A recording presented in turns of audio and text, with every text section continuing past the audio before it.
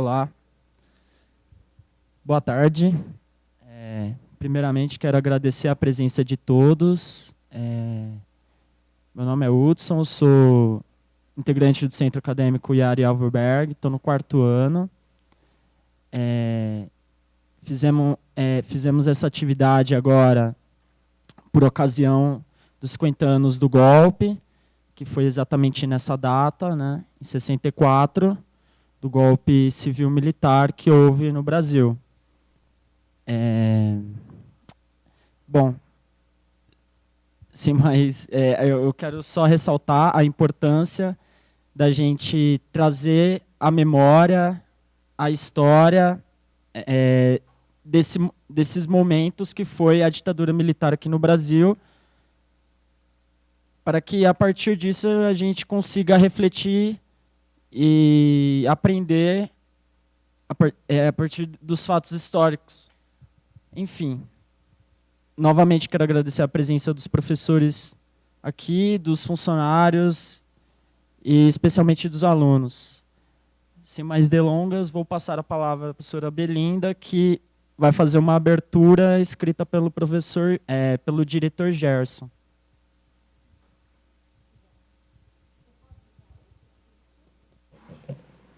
Dá para ouvir? Está funcionando? Tá? Tá ok? Joia. Bom, então vou juntar meus agradecimentos, né, e o sentimento da importância desse momento, não é? Eu sou mensageira de uma carta do professor Gerson, que gostaria muito de poder estar aqui, mas não pôde estar. Ele fala dos motivos na carta e, em seguida, eu começo a minha exposição. Então, eu vou ler a carta do Gerson. Muito bom dia a todos. Eu gostaria inicialmente de cumprimentá-los e lamentar a minha ausência na aula aberta que teremos hoje, ministrada pela professora Belinda Mandelbaum e pelo professor Daniel Kupperman, que nos falarão sobre a psicanálise brasileira nos tempos da ditadura.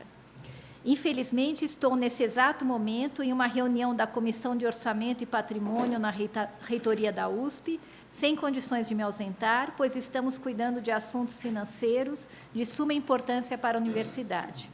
Ao mesmo tempo, a professora Maria Isabel Leme, vice-diretora, encontra-se em outra reunião, esta para tratar do novo regimento do Conselho Gestor do campus da USP. Apesar da nossa ausência, a direção do Instituto de Psicologia não poderia deixar de manifestar o seu apreço e apoio a este evento que marca os 50 anos do golpe militar. O Instituto de Psicologia não pode esquecer das consequências destruidoras desse regime que reprimiu a liberdade de manifestação da nossa comunidade acadêmica, que perseguiu e calou, com indescritível violência, alunos e professores.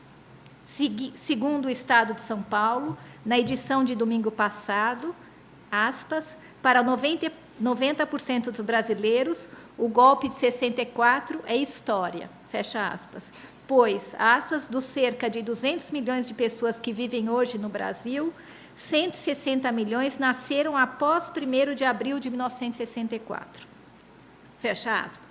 Esse dado torna evidente que temos a obrigação de manter viva em nossas lembranças a história do regime que, em 21 anos de poder, prendeu mais de 40 mil pessoas, matou pelo menos 256, forçou cerca de 10 mil ao exílio, levou 7.367 acusados aos tribunais militares, cassou 4.862 políticos, baniu do país mais de 130 cidadãos, expulsou 245 alunos das universidades.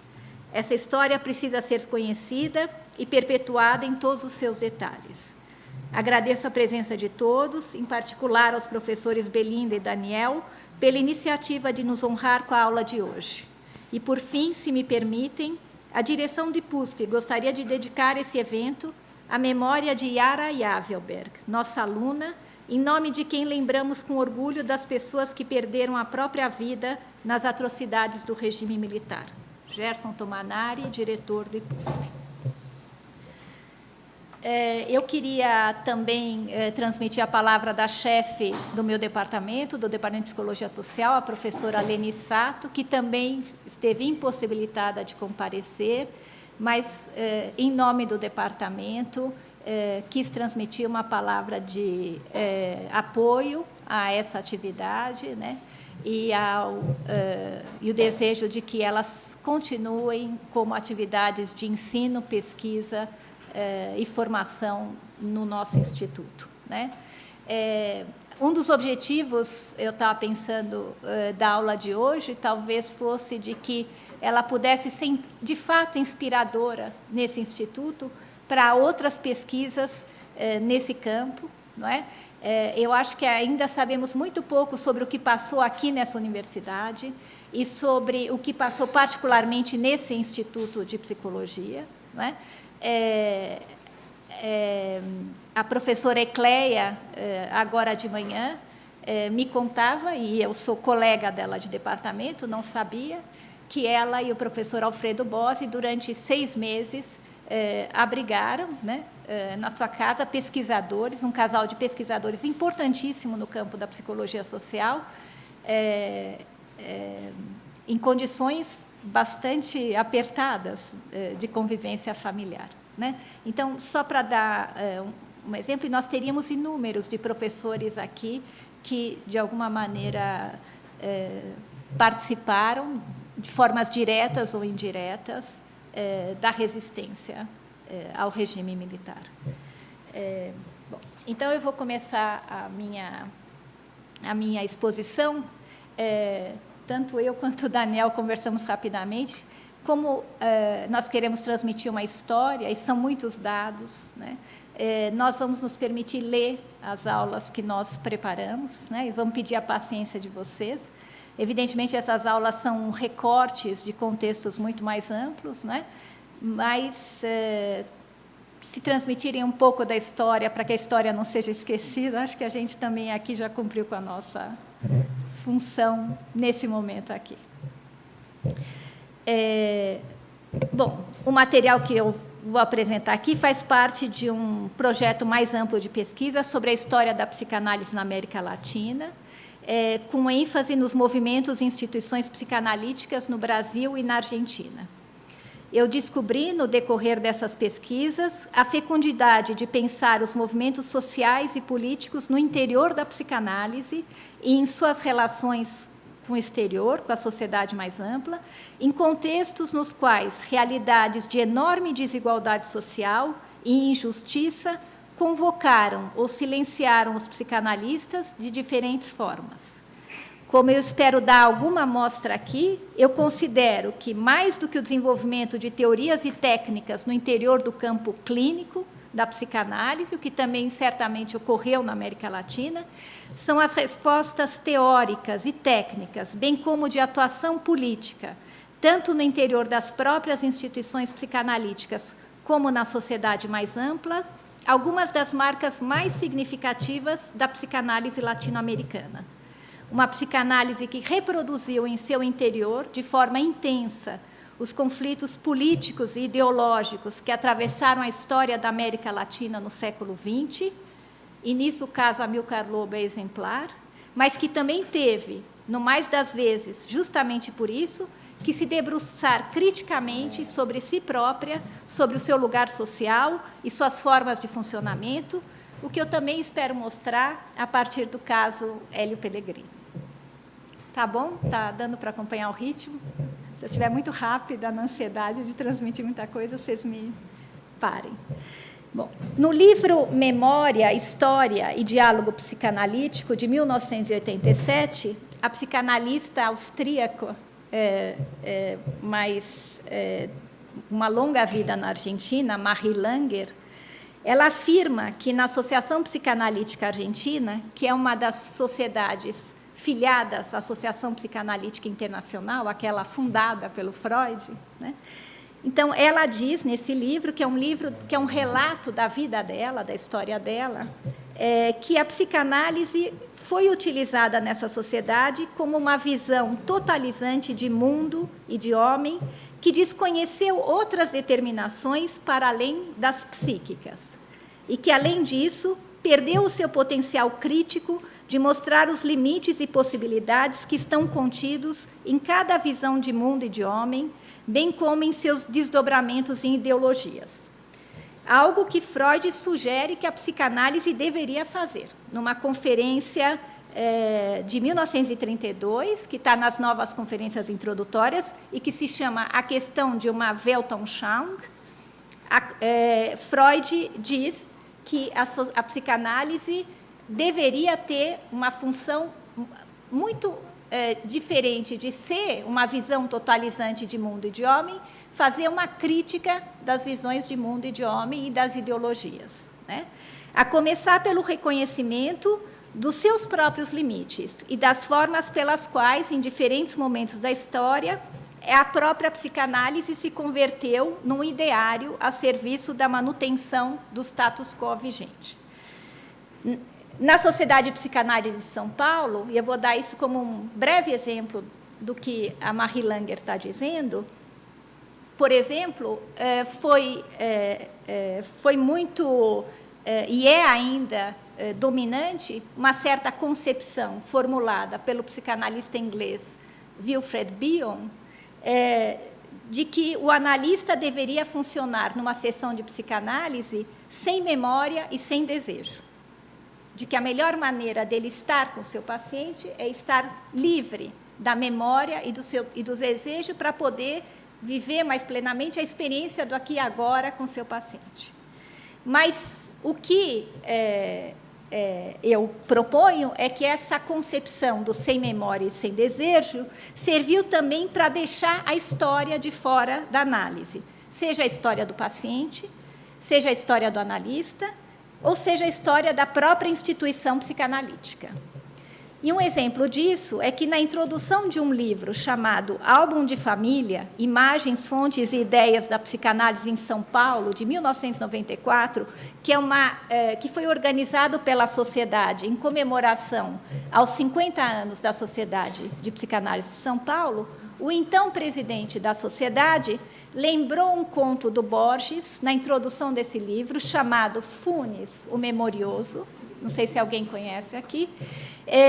E ele diz que Funes era um sujeito dono de uma memória prodigiosa e que, por isso, ao se lembrar de um dia da sua vida, ele o fazia com tal rigor e com tal detalhe que essa lembrança lhe tomava um dia inteiro. Isso se revelava uma armadilha, mais do que um recurso, pois Funes não conseguia esquecer nada. Ficava, então, impossibilitado de viver o presente, a vida atual. E, a seguir, nessa mesma introdução ao livro, o presidente apresenta a proposta, então, dessa edição comemorativa da Sociedade de Psicanálise, dizendo, assim foi o caminho deste livro, uma resenha de imagens com poucos textos explicativos, uma iconografia apenas como matéria-prima de sonhos. Eu vou só trazer uma das fotos presentes nesse livro, da primeira jornada brasileira de psicanálise em São Paulo. Está dando para ver? Não sei se tem muita luz. Não importa. É uma imagem exemplar, ilustrativa do tipo de imagem que está várias de eventos sociais, comemorações, jornadas, etc. Vocês reconhecem alguém? Não é que vocês olharam com uma carinha... Então, uma iconografia apenas como matéria-prima de sonhos. Que cada um de nós, diante dessas imagens, possa sonhar a psicanálise, e possa sonhar a história da psicanálise. Como se fosse um álbum de família. Nós sabemos, ele diz, o quanto está oculto nas imagens familiares. Elas não são verdadeiras, apesar de não serem propriamente mentiras. São imagens para sonhos. Trazem intrinsecamente a possibilidade de cada um sonhar a nossa história, utilizando-se do seu patrimônio acrescido ou estimulado por imagens que são aqui ofertadas. E que os textos e legendas são sugestões para serem tomados como restos diurnos. Vocês sabem o que são restos diurnos, né? Que são aquilo que o Freud diz que são pequenos acontecimentos, eventos do dia anterior que mobilizam os sonhos, né? Para que sonhemos a nossa psicanálise, o nosso meio, a nossa história e, por fim, a nossa identidade.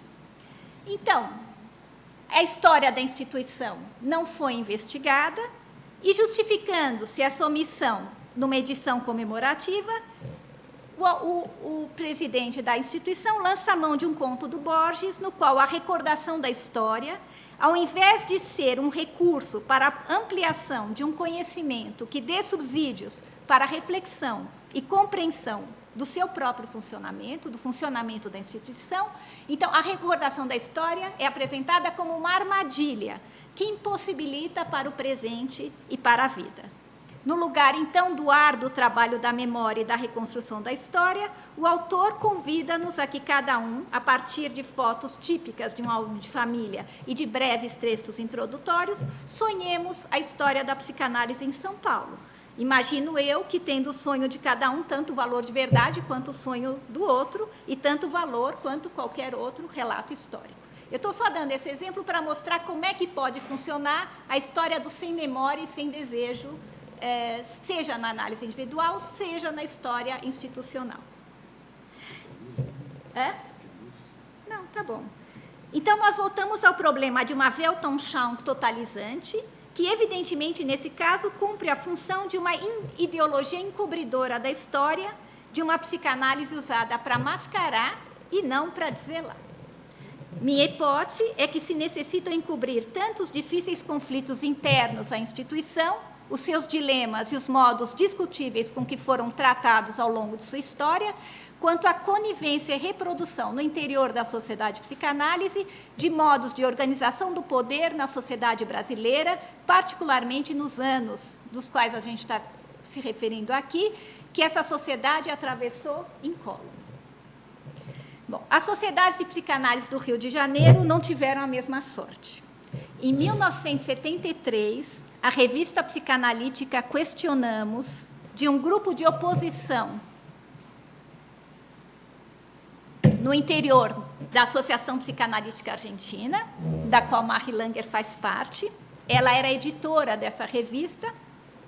Ela publicou uma nota na revista que foi reproduzida de um jornal clandestino brasileiro chamado Voz Operária, cujo editor era Marco Antônio Tavares Coelho. E há uma nota nesse jornal clandestino que diz que Amilcar Lobo é apresentado como um médico que é membro da equipe de tortura do Exército Brasileiro. E a Marie Langer manda, então, uma cópia um xerox dessa edição do jornal. Marie Langer recebe uma cópia dessa edição do jornal com alguém que escreveu ao lado dizendo: esse sujeito, Amilcar Lobo, é candidato em formação na Sociedade de Psicanálise do Rio de Janeiro. Então, e ela diz isso, ela escreve isso na revista. Uma nota na margem do jornal, escrita à mão, diz que... Bom, e ela envia essa nota a diferentes sociedades de psicanálise no mundo. Ela envia isso ao presidente da Associação Psicanalítica Internacional, que na época era Serge Lebovici, um psicanalista importante francês. Envia também ao presidente da Federação de Psicanálise da América Latina, na época era Davi Zimmermann, e ela diz que esperamos que se tomem as medidas correspondentes. Que mais se pode dizer dessa denúncia? O que sentir, senão horror e indignação? Bom, a autora da denúncia à revista argentina foi a psicanalista Helena Bessermann Viana.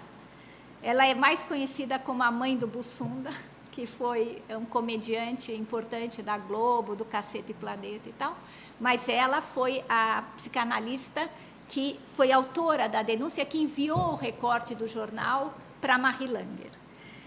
E ela era membro da outra sociedade oficial de psicanálise no Rio de Janeiro, que é a Sociedade Brasileira de Psicanálise do Rio de Janeiro. Então, desde a criação dos grupos psicanalíticos no Rio de Janeiro ligados à Associação Psicanalítica Internacional, a cidade do Rio conta com duas sociedades, a SPRJ e a SBPRJ, e cujos membros organizaram-se em torno de 2 diferentes analistas de datas vindos do exterior.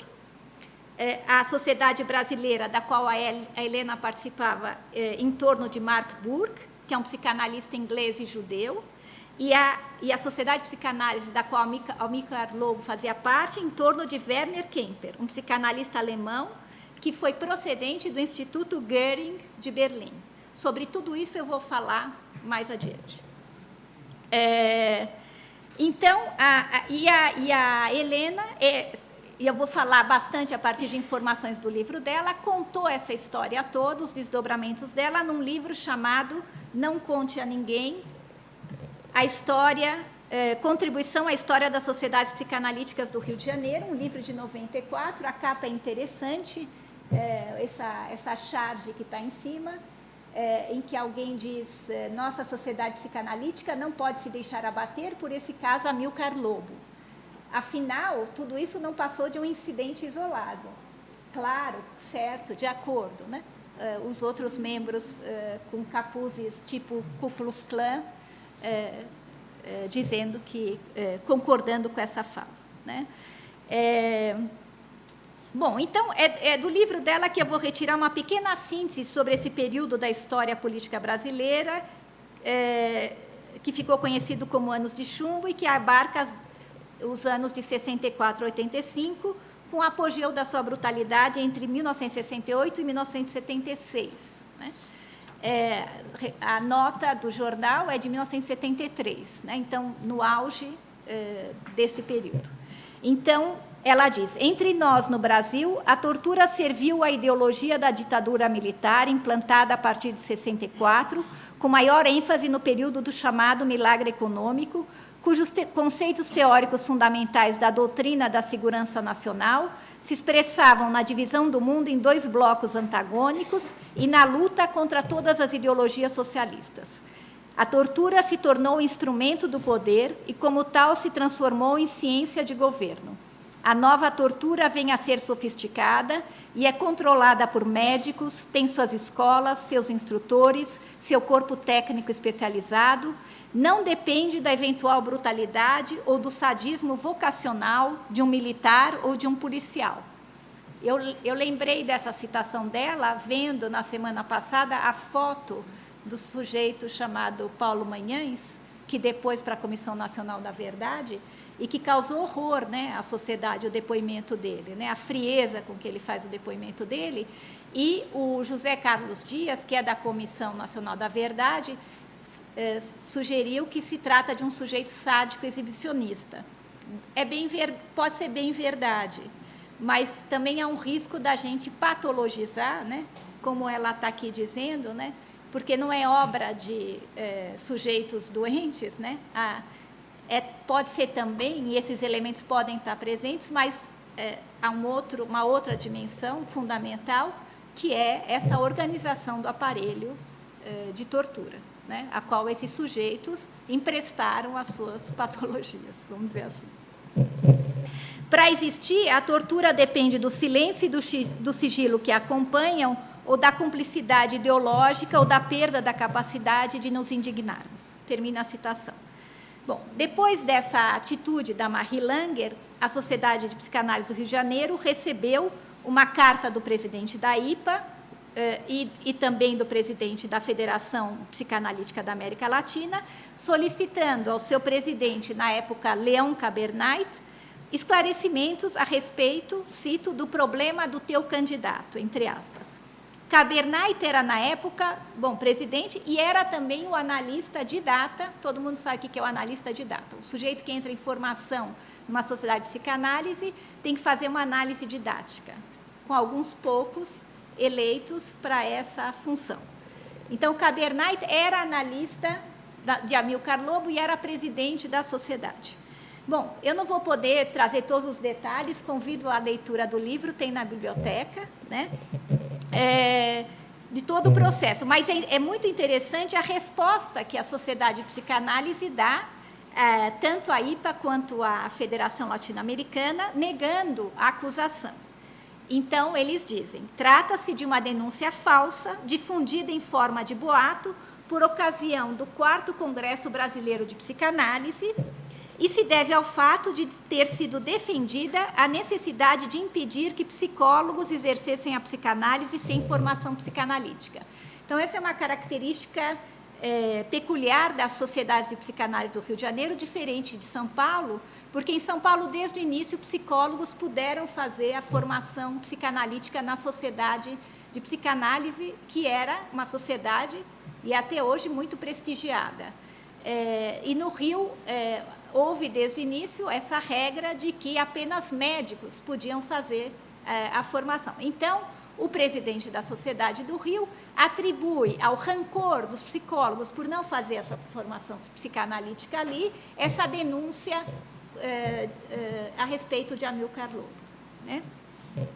E ele continua dizendo que é inteiramente falsa e destituída de qualquer fundamento essa afirmação anônima do jornal clandestino, e que possivelmente foi o fato do Dr. Amilcar Lobo servir numa unidade utilizada como prisão para presos civis que se prestou a alimentar as fantasias tendenciosas que deram origem ao boato, porque a sociedade reconhecia que ele era médico do Exército. Então, a sociedade não apenas negou a denúncia, como abriu um processo investigativo para descobrir quem tinha feito essa denúncia. E o que eles fizeram? Eles pegaram o recorte do jornal, tal como a Marie Langer publicou na Questionamos, em que tinha uma letra de mão escrita Amilcar Lobo é candidato, e submeteram esse recorte com a letra à mão a um exame grafotécnico, para tentar descobrir quem era o autor da nota escrita à margem do jornal. Evidente que eles já sabiam quem era. E o que eles fizeram foi comparar as letras com as letras das fichas de inscrição dos psicanalistas nesse congresso ao qual o Leon Cabernet se refere. E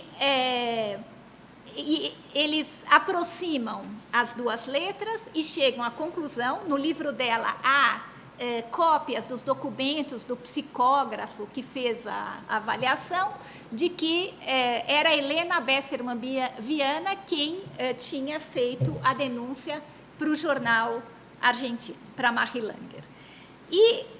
Mas eles já sabiam também, porque nesse congresso, Bion, esse autor de quem eu falei antes, do Sem Memória e Sem Desejo, estava presente no congresso, e a Helena, da audiência, fez uma pergunta para Bion. E a pergunta que ela fez foi, por exemplo, eu gostaria de um exemplo concreto. Eu não sei exatamente do que ele estava falando, mas ela diz, eu gostaria de um exemplo concreto. Se o senhor recebesse no seu consultório um paciente que lhe dissesse que deseja se tratar e talvez tornar-se analista pelo fato de ser médico, mas cuja queixa é uma grande dificuldade de suportar a ele mesmo, por ser perverso, ter cometido atrocidades contra outras pessoas, isso seria uma condição dentro dos seus mínimos critérios para aceitar ou não um paciente desses? Então, eu acho que já havia aqui uma alusão a Amilcar Lobo, né? E, de alguma maneira indireta, Helena Besserman Viana pergunta a uma autoridade internacional no campo psicanalítico, que é Bion, sobre a possibilidade de aceitar em análise uma pessoa dessa. Ela não diz qual foi a resposta do Bion, mas, evidentemente, essa pergunta que ela faz deve ter sido um elemento que a tornou alvo dessa investigação. Em carta publicada no Boletim de Notícias da Sociedade Brasileira de Psicanálise, da qual ela era afiliada, 13 anos depois, então, em 1988, ela relata que, em 1975, ela teve que responder diante do conselho gestor da Sociedade de Psicanálise a um ato inquisitorial, policial psicanalítico, a que ela foi submetida, uma situação que a descrição dela torna clara, com semelhanças com o inquérito policial intimidador, característico de situações de tortura. Ela teve que entrar sozinha na sala, diante de um grupo da direção, ela não pôde levar a bolsa dela, tinha um sujeito na sala que ficava rodando diante dela uma pasta com faixa verde e amarela, como os dossiês na época do Dobbs, etc., né? E ela diz que naquela ocasião, eu vou tentar resumir, ela diz que naquela ocasião ela resolveu negar que tinha sido ela a autora da denúncia feita. E ela diz, para a lembrança dos que esqueceram e para conhecimento dos que nunca souberam, ela pede agora, em 88, a divulgação do documento, tanto da denúncia da tortura como da negativa. E ela diz, denunciar a tortura é ato humanitário, e denunciar a tortura sob uma ditadura exige os cuidados necessários para também não entrar no rol dos torturados ou dos desaparecidos. Mas não é isso que está em questão agora, e acho que é interessante, e acho que o Daniel vai abordar mais essa questão. Ela diz que o que é importante agora é pensar a postura das entidades psicanalíticas diante da tortura e da ditadura, para que, afinal, saibamos por que uma sociedade de psicanálise se submete ao irracional. Né? Eu sei, mas está. Bom, diversos autores que pesquisaram as instituições psicanalíticas latino-americanas em tempos de ditadura assinalam que essas instituições reproduziram em seu interior as formas de organização e exercício do poder próprias da sociedade mais ampla. Acho que o Daniel vai falar sobre isso. Essa é uma característica que se torna ainda mais evidente em regimes totalitários. Stephen Frosch mostra em detalhes como a instituição psicanalítica alemã foi parte ativa na operacionalização da ideologia nazista, reproduzindo em seu interior o silenciamento, a exclusão e a aniquilação de parte de seus membros. Todos os judeus foram expulsos da sociedade de psicanálise alemã na época do nazismo, e todos aqueles que se opuseram às suas diretivas sob o comando nazista. E eu vou seguir agora uma hipótese que a Helena Besserman Viana levanta no que diz respeito à história da psicanálise do Rio de Janeiro e que vincula essa história com a história da psicanálise sob o regime nazista na Alemanha. Então, Werner Kemper, que foi o primeiro psicanalista, o primeiro psicanalista a chegar no Rio de Janeiro foi Mark Burke, um psicanalista de origem polonesa, judeu, mas fez a sua formação na Inglaterra, e depois, em 1948, chega ao Rio de Janeiro Werner Kemper. Eu já falei que cada um deles fundou, vamos dizer, o analista de data fundador de cada uma dessas sociedades. Werner Kemper havia sido diretor da Policlínica do Instituto Goering, que, na verdade, eu não vou ter tempo para falar sobre isso, mas na época do nazismo, a Sociedade de Psicanálise Alemã foi praticamente dissolvida, e no lugar dela, quem encampou os psicanalistas alemães, excluindo judeus e aqueles contrários ao regime, foi o Instituto Goering, que foi criado por um psiquiatra chamado Matthias Goering, que não era nada mais nada menos do que o sobrinho do Marechal Goering, todos sabem, um candidato a ser sucessor de Hitler no regime nazista.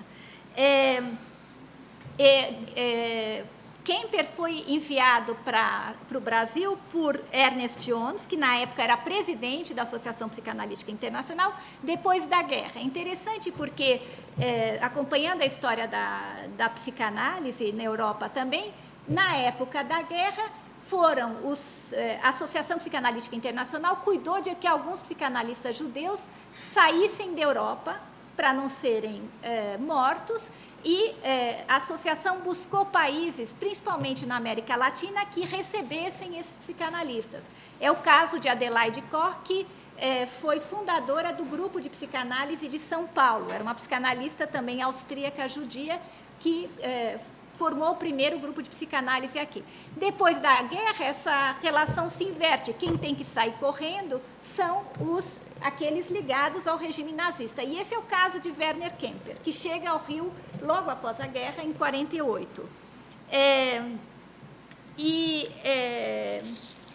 E Werner Kemper tinha a peculiaridade, junto com outro psicanalista alemão importante chamado Felix Bohm, os dois eram favoráveis no Instituto Goering a exterminar certos pacientes que sofriam, segundo eles, de certos traumas, neuroses de guerra, que, segundo eles, incuráveis. Então, a solução final era também sugerida no caso desses pacientes. Kemper e Felix Bohm eram partidários dessa ideia.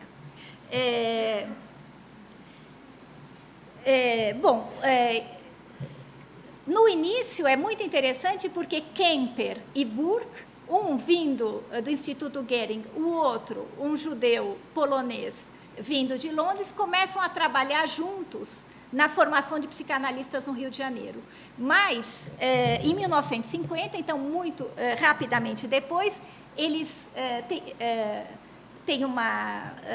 ocorre uma separação entre eles.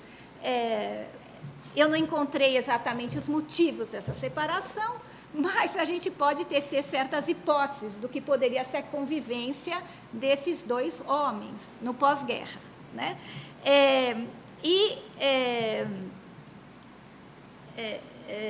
Bom, no Rio de Janeiro, também é importante isso, não se perguntou nem a origem de Burke, nem a origem de Kemper.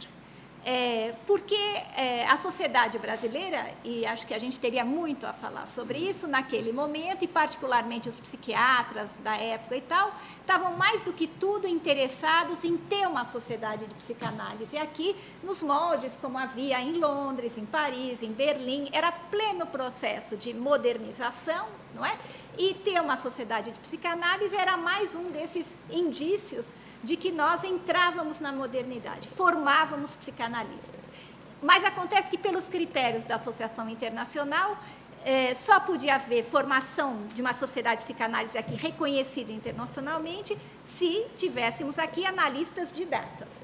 Então, o importante é que eles vinham para cá, topavam morar no Brasil, topavam aprender português e começavam a formar os analistas aqui, sem muitas perguntas sobre as suas origens, a sua história, né? O Burke, logo em seguida, volta para Londres e ele alega que ele não aguenta, é muito interessante, os barulhos da cidade do Rio de Janeiro, em particular, barulhos de aviões em movimento. E a Helena diz que é perfeitamente compreensível, depois de ter passado a guerra em Londres, e, não obstante, Helena diz, eu continuo interpretando que os barulhos eram de outra natureza, talvez aguçados com a chegada de Kemper ao Rio de Janeiro, né? Bom, Kemper foi o analista de Leon Cabernet, que, por sua vez, analisou Amilcar Lobo. No período, Amilcar Lobo era analisado por Leon Cabernet no período em que ele dividia o seu tempo entre a formação psicanalítica e os porões da Casa da Morte, os piores porões da ditadura brasileira. Eu acho que também vale uma menção aqui, que muitos anos depois, recentemente, a gente tem notícia que Amilcar Lobo acompanhou o processo de falecimento de Rubens Paiva, que é pai da nossa professora aqui, Vera Paiva, né? Eu não lembro exatamente em que ano. Ele, numa entrevista à revista Veja, em outros depoimentos posteriores, ele era um médico que ia monitorando, né, a vida ou a morte do torturado para que os depoimentos pudessem ser feitos, né? Ele exercia essas funções sob o nome de Dr. Cordeiro. Interessante também, né? O Lobo era Dr. Cordeiro nos porões da ditadura. E é interessante também que, tal como na época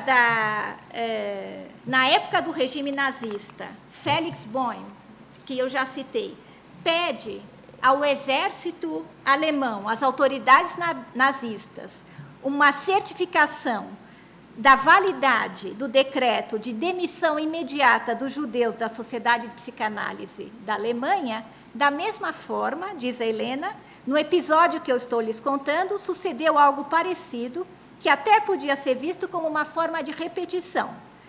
Para justificar a suposta injúria lançada sobre Amilcar Lobo, já denunciado como torturador de presos políticos, o seu analista de data, Leão Kabernait, recebe e dá fé a um atestado emitido pelo comandante do 1º Exército do Rio de Janeiro, onde se confirma a boa conduta de Amilcar Lobo, que, segundo o general, sempre teve procedimento digno e humano. Isso está no atestado que a Sociedade de Psicanálise pede ao comandante do Exército, do 1º Exército do Rio de Janeiro, sobre a conduta de Amilcar Lobo no Exército, como prova de que ele não era torturador. Bom, então, então, a Helena, que é uma psicanalista, lê tudo isso nessa chave da repetição, né? O Daniel vai trazer uma outra ideia. Mas, então, de que tudo aquilo que é subtraído, ocultado da lembrança, termina por se repetir de forma sintomática deplorável. Né? Então, tudo que não se soube, tudo que se silenciou sobre Burke e sobre Kemper na chegada deles no Brasil, eclode, vamos dizer assim, essa é a tese da Helena, eclode como sintoma na repetição de todo o caso Amilcar Lobo, não só no fato dele ser um torturador, como nos modos pelos quais a sociedade, de alguma maneira, lidou com essa denúncia. Né?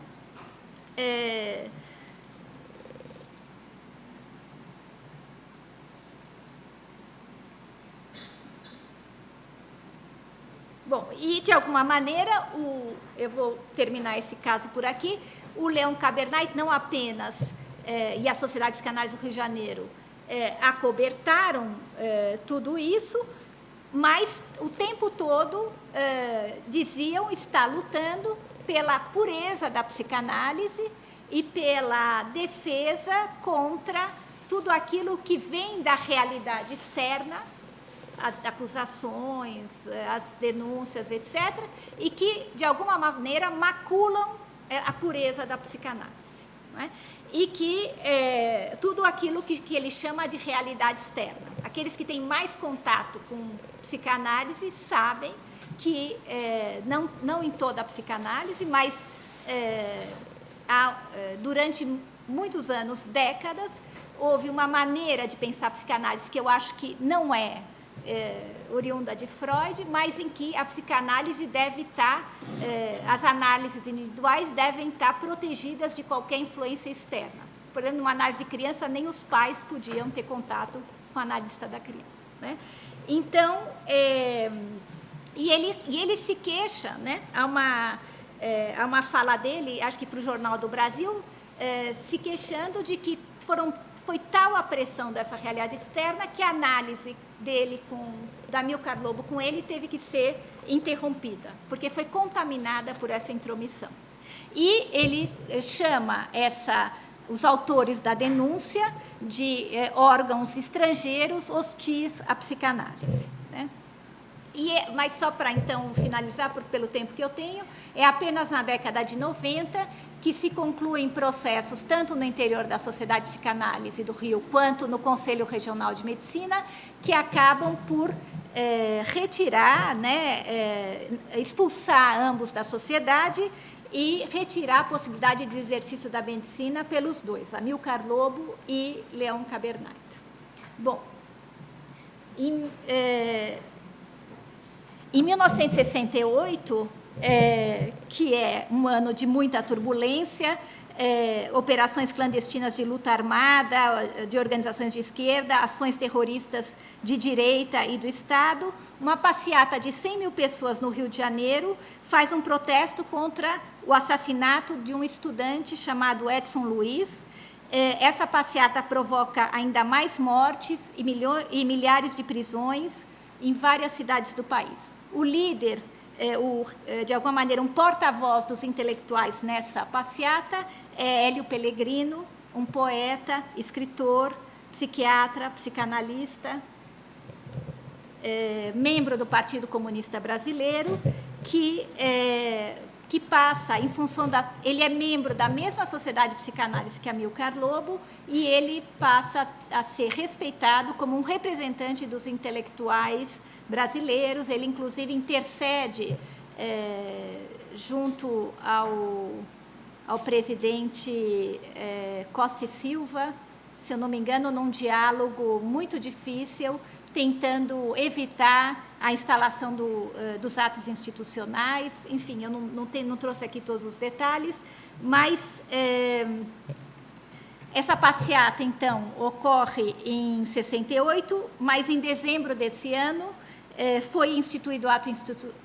foi promulgado o ato institucional número 5, que foi o mais cruel dos atos da ditadura. E em 1969, que é o mesmo ano em que Amilcar Lobo foi aceito como candidato à formação na Sociedade do Rio de Janeiro, Hélio Pellegrino foi preso, acusado de ser um líder comunista. E ele diz: no início do ano, fui enquadrado na Lei de Segurança Nacional e preso. Pedi à Sociedade de Psicanálise um documento em que ficasse dito, sem mais nada, que a minha prisão poderia causar ansiedade aos meus pacientes. O documento me foi negado sob o pretexto de que a sociedade não poderia imiscuir-se em assuntos políticos. Em 1966, então 2 anos antes, o Pellegrino tinha apresentado num congresso no Chile um trabalho chamado Pacto Edípico e Pacto Social, que é um texto que a gente usa muito na disciplina de Social 2, os alunos que foram meus alunos aqui, que teve muita repercussão nos meios psicanalíticos, né? Ele faz ali uma leitura psicanalítica da sociedade brasileira e defendia a tese de que a ruptura do pacto social provocada pela injustiça e pelo desrespeito aos direitos dos trabalhadores e dos cidadãos em geral tem como consequência a ruptura no mundo interno daqueles que são aviltados do pacto edípico primordial. Eu trouxe aqui as palavras dele, mas eu estou um pouco ansiosa com a hora.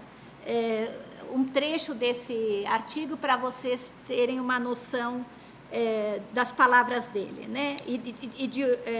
Da veemência do discurso, que pode ser questionado a partir de uma psicanálise mais contemporânea, mas que tem um lugar histórico fundamental, porque talvez nunca um texto de psicanálise cumpriu um papel político tão importante no nosso país.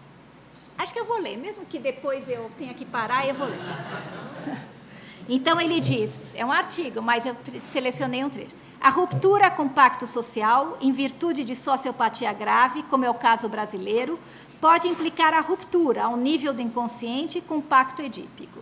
Não nos esqueçamos que o pai é o primeiro e fundamental representante, junto à criança, da lei da cultura. Tudo isso é questionado hoje, mas vamos lá. Se ocorre por retroação uma tal ruptura, fica destruído no mundo interno o significante paterno, o nome do pai, em consequência o lugar da lei. Um tal desastre psíquico vai implicar o rompimento da barreira que impedia, em nome da lei, a emergência dos impulsos delinquenciais pré-edípicos, predatórios, parricidas, homicidas e incestuosos. Assistimos a uma verdadeira volta do recalcado.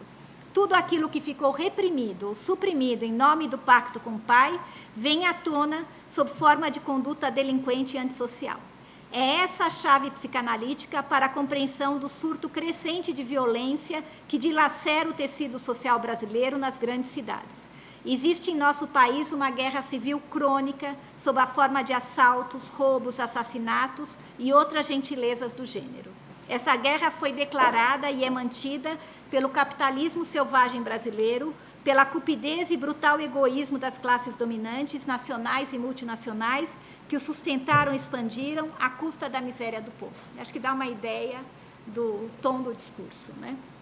Bom, e Hélio Pellegrino participa, em 1973, no mesmo ano da denúncia, né, de um grupo de psicanalistas que fundou no Rio de Janeiro uma clínica social de psicanálise, que foi uma instituição pioneira no atendimento gratuito e que visava a integração entre a psicanálise e a sociedade.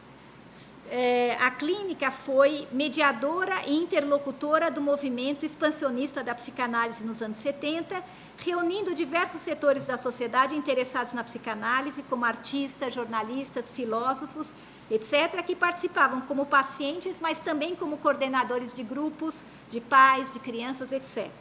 Um cartunista famoso na época, por exemplo, coordenava grupos com crianças. Embora toda a clientela fosse composta pela classe média da Zona Sul do Rio de Janeiro, em especial estudantes e intelectuais, a clínica fortalecia a ideia de atendimentos em grupo à população de baixa renda. Ela se expandiu no início dos anos 70, a ponto de inquietar as sociedades oficiais. Em 1975, a direção da Sociedade de Psicanálise do Rio de Janeiro convocou Hélio Pellegrino para sugerir que o nome fosse substituído por Clínica Social de Psicoterapia, não mais de psicanálise, e isso não ocorreu. E durante a gestão dele, de 1978 a 82, ele propunha que a psicanálise fosse um veículo de conscientização, facilitando as vias de expressão no momento em que o regime ditatorial exige mutismo e alienação. Outra característica da proposta era a sua postura assistencialista, formulada nas palavras dele: possuidores doam aos despossuídos. Não só dele, né? Que trazia ressonâncias também de caráter religioso, cristão, de Hélio. E é importante lembrar que um setor importante da Igreja Católica na América Latina, ligado à teologia da libertação, combateu no fronte da luta contra a ditadura. A clínica atendia ex-presos políticos, enviava terapeutas a presídios e realizou, no início da década de 70, atendimento a pessoas na clandestinidade. Quanto mais tempo? Já deu? Não, acho que eu fico por aqui, teria mais coisas para contar, mas eu acho que... Depois a gente pode... Tá. Eu teria mais coisas para falar, mas eu acho que... eu queria contar um pouco. Hélio Pellegrino foi expulso da Sociedade do Rio de Janeiro depois de denunciar o caso Amilcar Lobo num congresso que teve na PUC do Rio de Janeiro, e ele passa a organizar fóruns de psicanálise na calçada, em frente à Sociedade de Psicanálise. Eu só vou ler esse trecho em que ele diz: o fórum na rua, excêntrico com respeito ao espaço físico da entidade, testemunha que a psicanálise não tem lugar dentro da Sociedade de Psicanálise do Rio de Janeiro. A rua é o espaço comum a todos os cidadãos da polis. É, portanto, e por excelência, um lugar político no qual se honra muito o fórum de estar na presente situação. Bom, na época também se pedia votação direta para a direção da Sociedade de Psicanálise do Rio de Janeiro. É muito interessante porque bate com a época em que se pedia eleição direta para presidente. Então, essa ressonância entre a Sociedade de Psicanálise e a sociedade mais ampla, né? Mas eu vou ter que ficar por aqui, senão acho que já foi suficiente.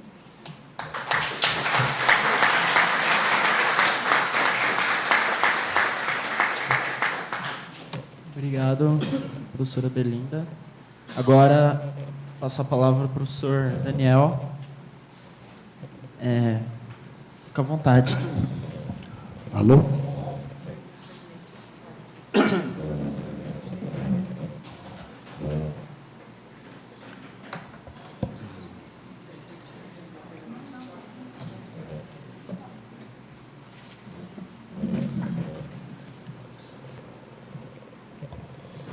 Bom, boa tarde. Estão ouvindo? Em primeiro lugar, eu queria agradecer a presença de vocês, apesar da divulgação muito em cima da hora, né, e do nosso tema ser muito, muito importante e também muito, muito indigesto. É bom que seja na hora do almoço, porque ninguém come, isso evita reações desagradáveis. E, de fato, né, eu acho que tanto o teor da apresentação da Belinda quanto da minha, ela pode saber amargo, sobretudo para os espíritos mais sensíveis e para aqueles que têm, na sua relação com a psicanálise, uma relação de idealização, o que não é nem um pouco raro, como vocês sabem, né? Então, é muito interessante a sequência da mesa, porque, de fato, tudo que eu vou falar, a Belinda disse que eu iria trazer uma leitura um pouco diferente. De fato, é diferente, mas eu acredito que é complementar, né? A única diferença que nós temos é a pronúncia do Cabernet, que eu falo Cabernet, ela fala Cabernet, mas tudo bem, eu não sei quem está certo, eu abrasileirei o nome. Eu vou retomar aqui, então, de forma condensada, um argumento que eu publiquei num livro chamado Transferências Cruzadas, uma história da psicanálise e suas instituições, né? E a minha ideia era mostrar, quer dizer, o exercício, o trabalho, inspirado na análise institucional, foi de mostrar que a emergência de um candidato em formação psicanalítica, né, membro de uma equipe de tortura, ou seja, de um candidato a psicanalista torturador, como vocês já viram, não foi obra de um gênio maligno que resolveu mexer, né, os pauzinhos do acaso, mas foi propriamente uma produção do processo de institucionalização da psicanálise. E aí, nesse sentido, realmente, eu acho que a Belinda apresentou, né, uma visão bem panorâmica das filiações, né, de uma leitura transgeracional que a Helena Viana trouxe, e eu vou usar uma lupa, uma lente de aumento, e eu vou focar, eu vou trazer exatamente o que se passou na SPRJ, a Sociedade Psicanalítica do Rio de Janeiro, tentando mostrar para vocês, né, demonstrar como que isso se produziu e que, lamento, não é apenas uma história carioca, né, tampouco é uma história nazifascista apenas, né, talvez seja a história de todos nós que estamos implicados com a psicanálise. Eu vou ler também, porque eu tenho muitos dados, muitas datas e muitos depoimentos, e aí eu peço a paciência de vocês e vou intercalar com alguns rápidos comentários para tentar me deter no tempo que nós temos. Tá? Interessante, né? Vou começar com a previsão meteorológica do Jornal do Brasil, que, como vocês viram, é um documento importantíssimo nessa história toda, né? Do dia 14 de dezembro de 1968, o ano que não terminou. Vocês sabem que no Rio de Janeiro faz muito calor, né? Mas a previsão meteorológica que saía na primeira página era a seguinte: tempo negro, temperatura sufocante, o ar está irrespirável, o país está sendo varrido por ventos fortes. Máxima 38 graus em Brasília, mínima 5 graus nas Laranjeiras, que é um bairro carioca. Essa previsão meteorológica durou 17 anos, né? Até 1985, quando termina a ditadura militar. O que é o dia 14 de dezembro de 68, é o day after do AI-5, Ato Institucional número 5, que, delegando poderes extraordinários ao presidente da República, na época, Marechal Costa e Silva, suspendendo garantias constitucionais e levando ao fechamento do Congresso Nacional por aproximadamente um ano. Disse que um dos motivadores, né, teve a passeata, mas um dos motivadores do AI-5 foi o discurso do deputado Márcio Moreira Alves, em setembro de 68, denunciando justamente que o Exército abrigava torturadores e propondo um boicote às festividades do 7 de setembro. Isso foi a gota d'água, e daí adveio o AI-5.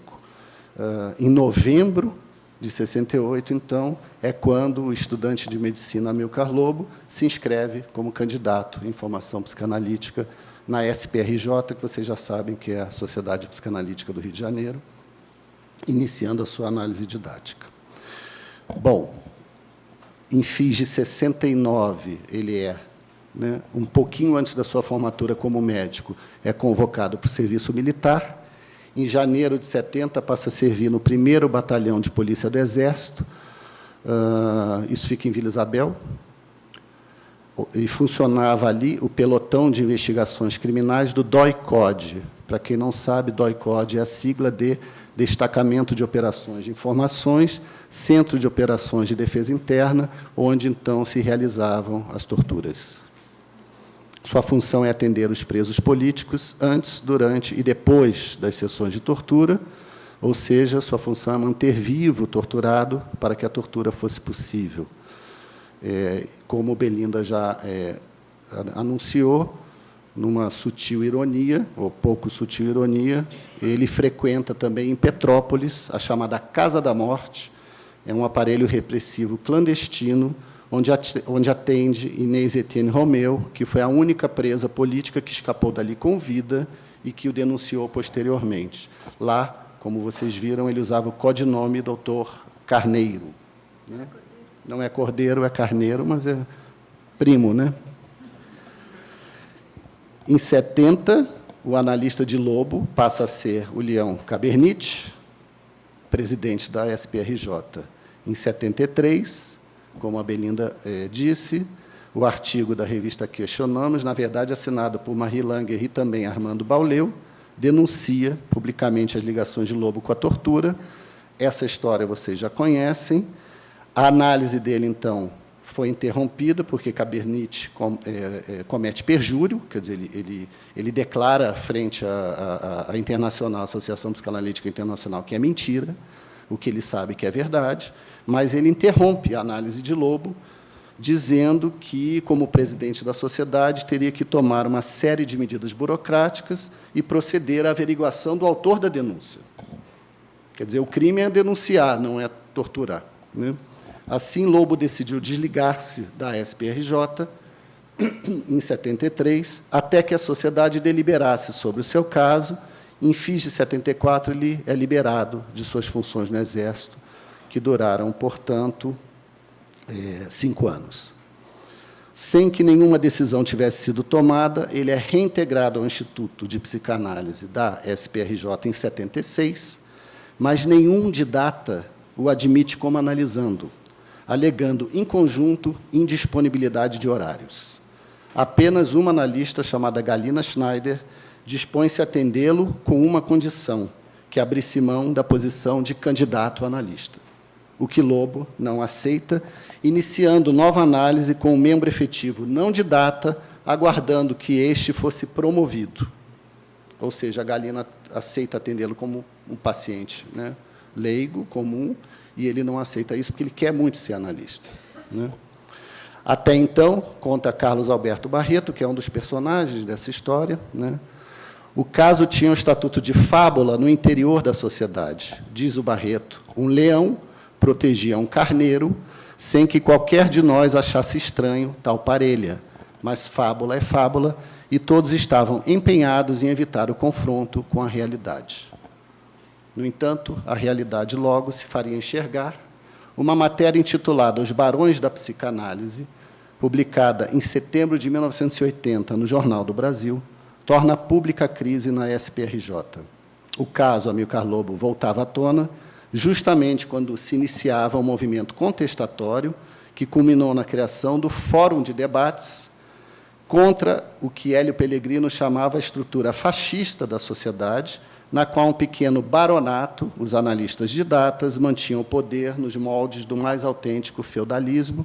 Eram essas reuniões que ocorriam nas calçadas, né, do Maitá.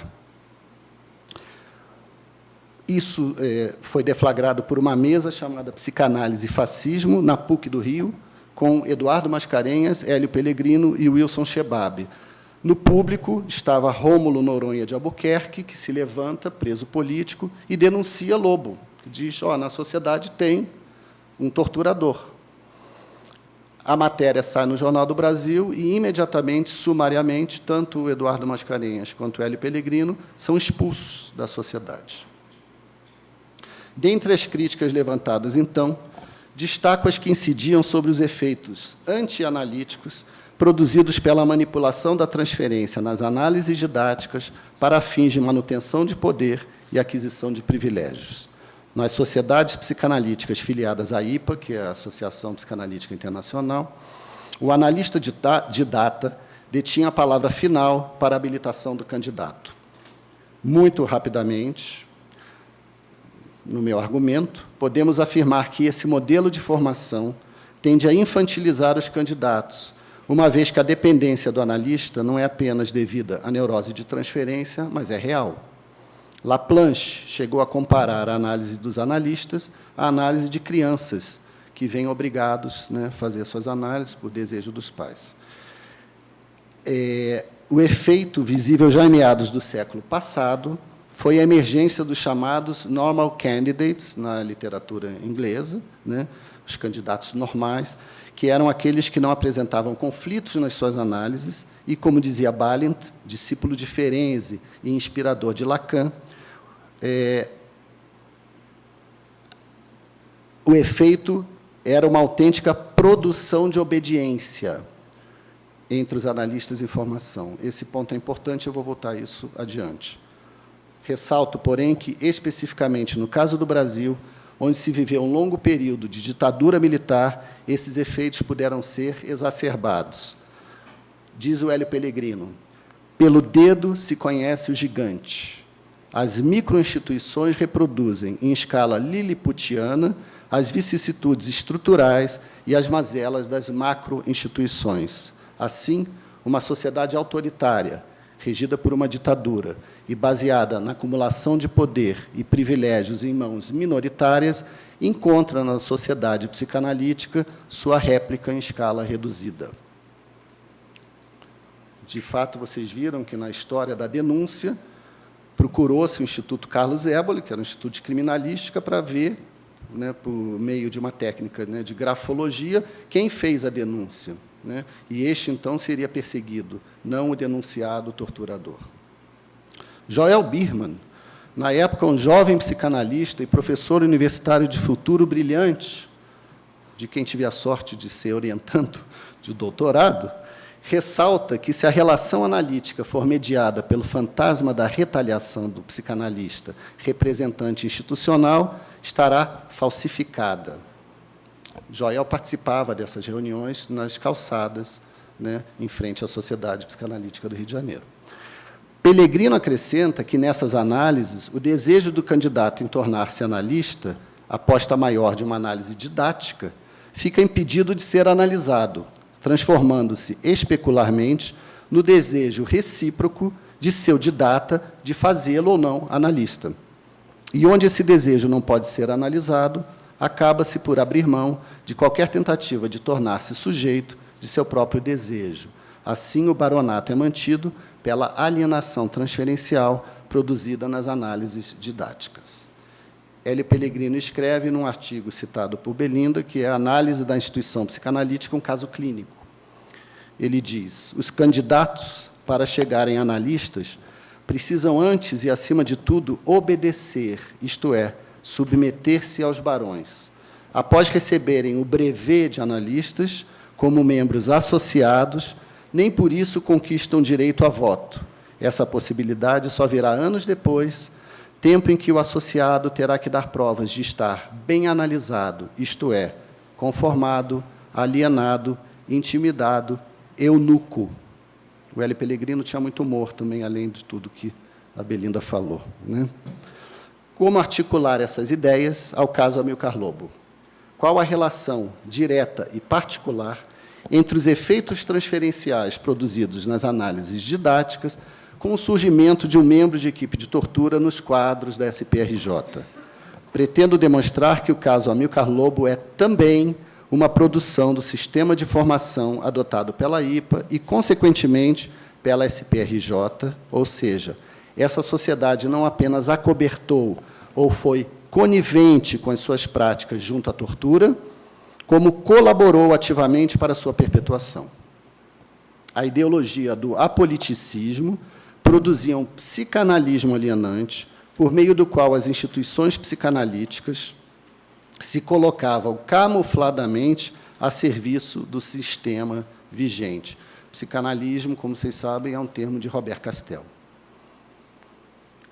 É justamente isso que se pode encontrar no relato do próprio Lobo em A Hora do Lobo, A Hora do Carneiro, publicado em 1989, ano em que teve sua licença médica cassada pelo Conselho Federal de Medicina, na coleção Memória dos Vencidos, da editora Vozes.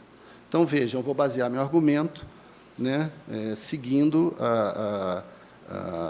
o relato, o testemunho do próprio Amilcar Lobo, né, o que faz um contraponto interessante, né, com o que trouxe Helena Viana e com a leitura que a Belinda faz. É verdade que o livro de Lobo, cujo prefácio é assinado por um pastor, Jonas Rezende, é um misto de confissão e catarse, terminando em autoabsolvição, segundo a lógica argumentativa do obedeci ordens superiores. Lobo alega que não podia negar a participação na equipe de tortura em função das ameaças sofridas por ele e por sua família. Aparentemente, um autêntico e trágico impasse ético. Lobo teme a morte, optando pela escravidão, mas quem não a teme? Assim, a culpa é partilhada por todo o tecido social. O que essa lógica perversa não consegue incluir, porém, são aqueles que fizeram oposição, mais ou menos explícita, e principalmente aqueles que resistiram à própria tortura, optando muitas vezes pela morte.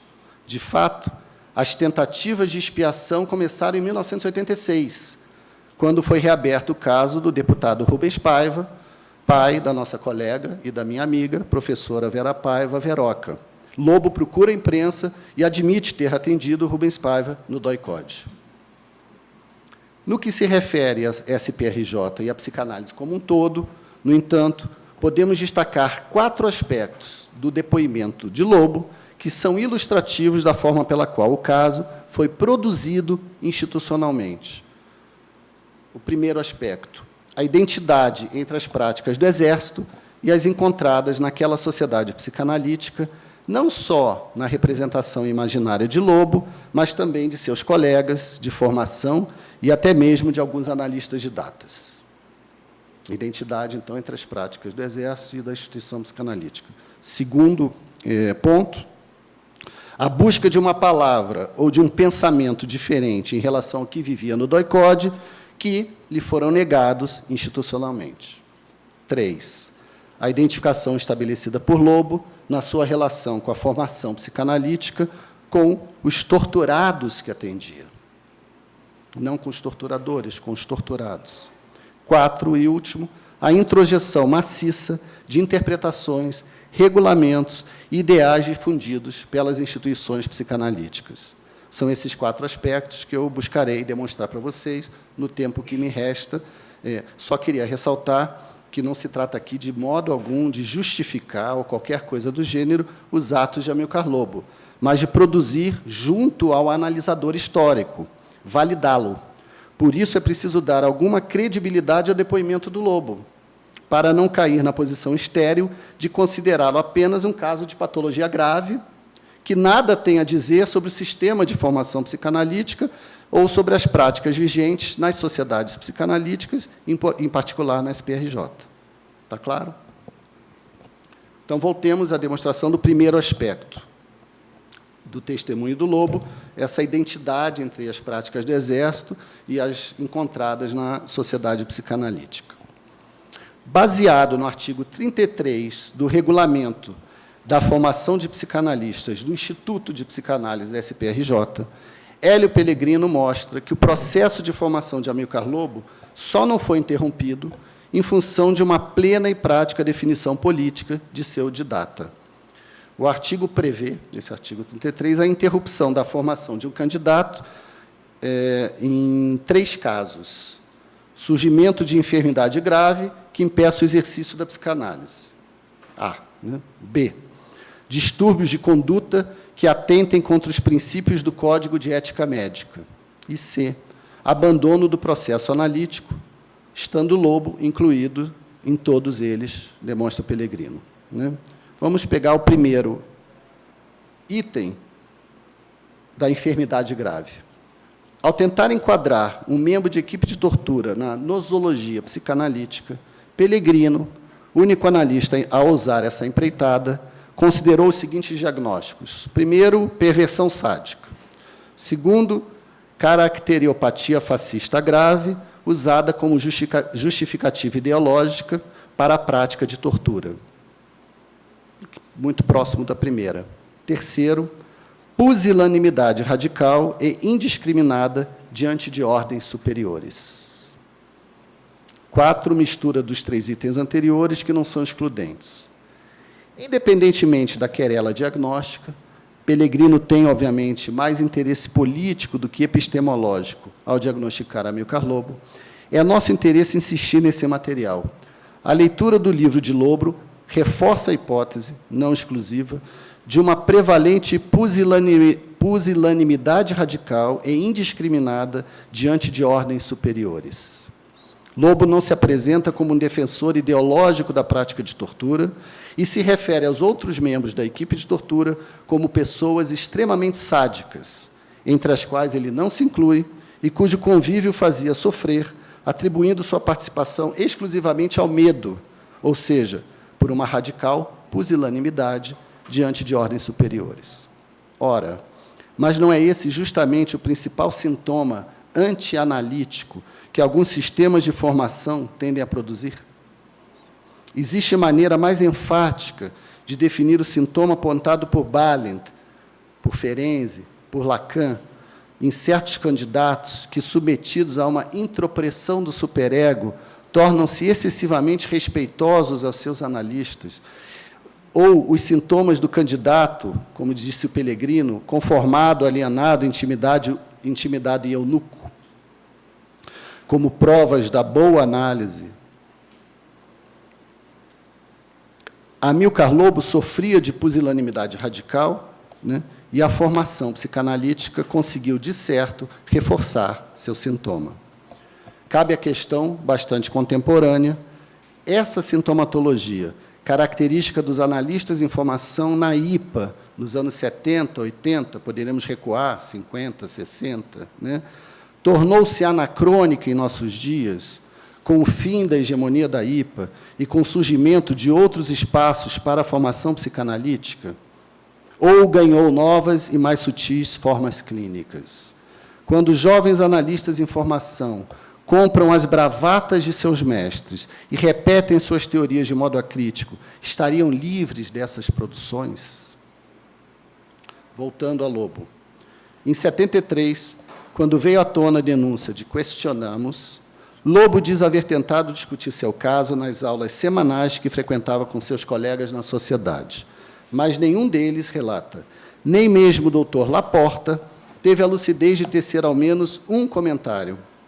No último dia de aula, resolveu, então, discutir abertamente e sem rodeios com os colegas de turma e a professora, que era uma outra analista, esse tema tão chocante frente aos ensinamentos aprendidos nesse curso, mas, diz ele, em vão.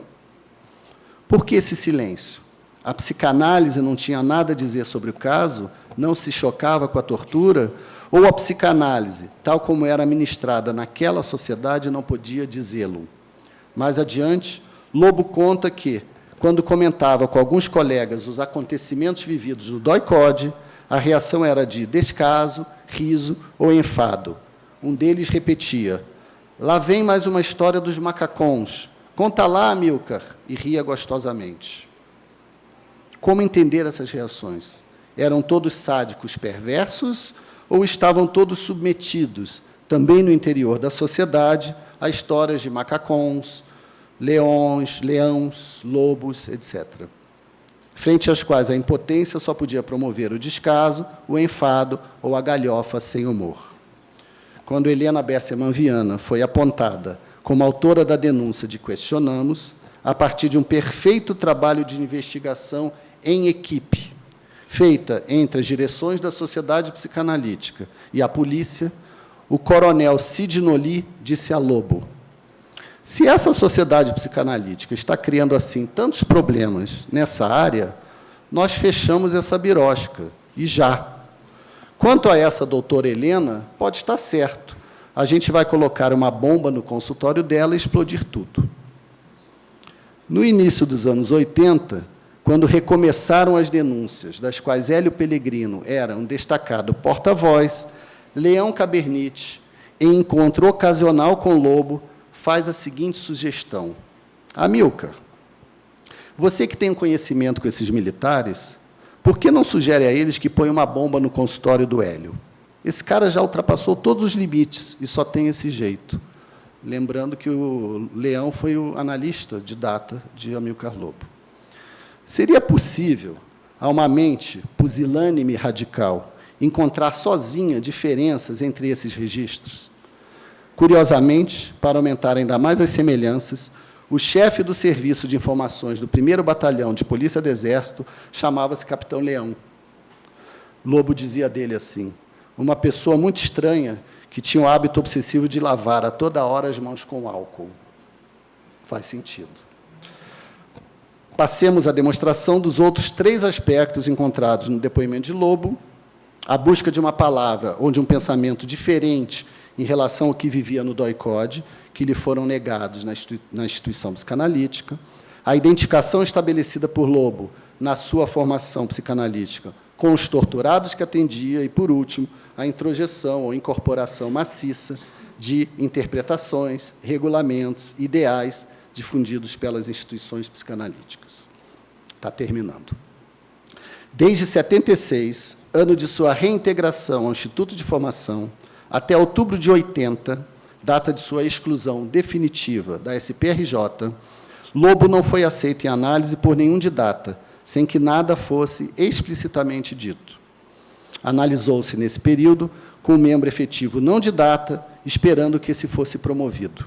Em janeiro de 80, abandonou a análise, uma vez que, pelos novos estatutos, seu analista não poderia mais alcançar o título de didata.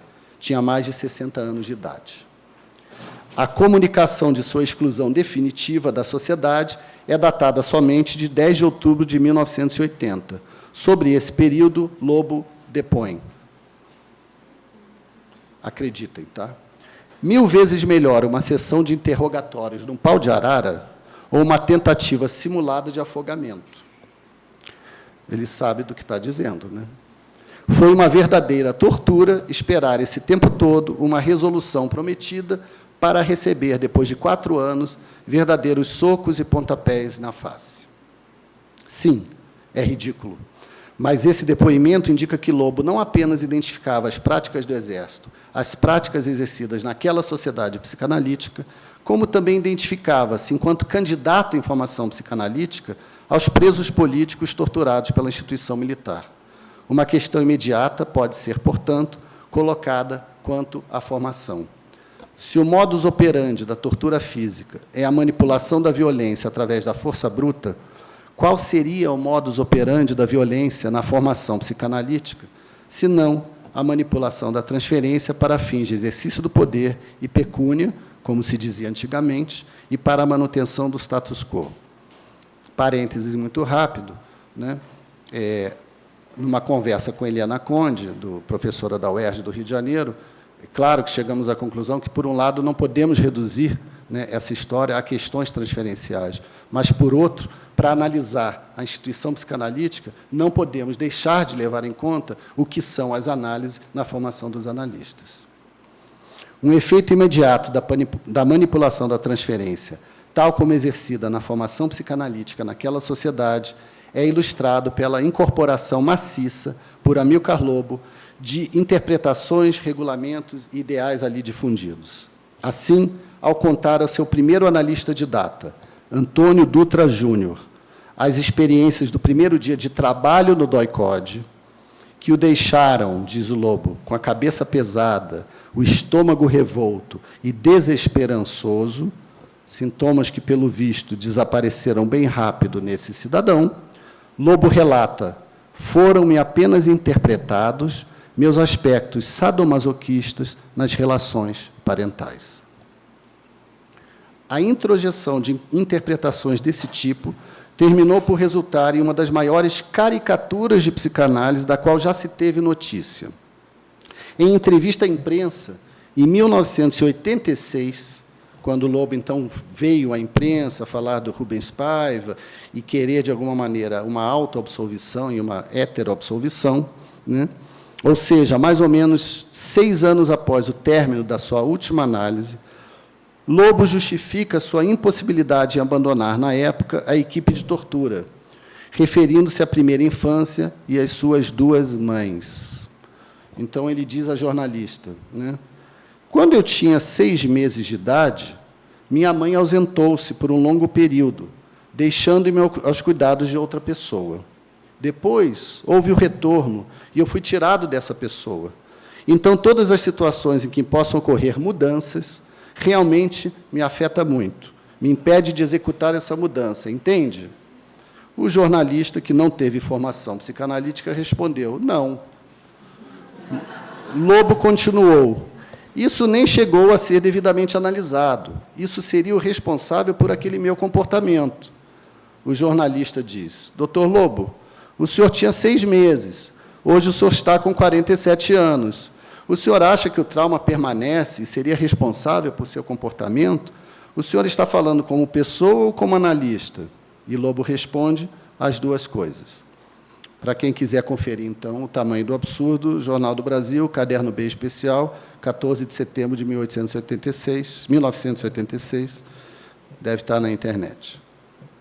Ora, a persistência de uma crença desse tipo indica que as interpretações eram, de fato, recebidas de forma absoluta, onde o analista e o saber psicanalítico era colocado no lugar onipotente de detentor da verdade. Poderia ser diferente? Vimos que o poder naquela sociedade psicanalítica estava implicado na ordem político-institucional vigente. Considerando que, no início dos anos 70, a ditadura militar veiculava uma fórmula transferencial absolutista e incondicional, de forma a criar no país a psicologia de grupo, do bom rebanho. A fórmula era, né, Brasil, ame-o ou deixe-o. Eu digo transferencial porque remete ao amor, né? Sendo que deixá-lo implicava tortura, morte ou, na melhor das hipóteses, exílio, né? Qual o paralelo encontrado na instituição psicanalítica? Uma vez que, em um modelo de formação, onde o didata detém poder real quanto à habilitação do candidato, é praticamente, ou era praticamente, impossível largar o analista, restando apenas o amor incondicional, a transferência passional, como dizia Pierre Olanier. Os ideais psicanalíticos são, assim, incorporados de forma total e inquestionável, e o mito de que a boa análise é a didática, conduzida até o seu fim, ou seja, até a habilitação como psicanalista, é mantido.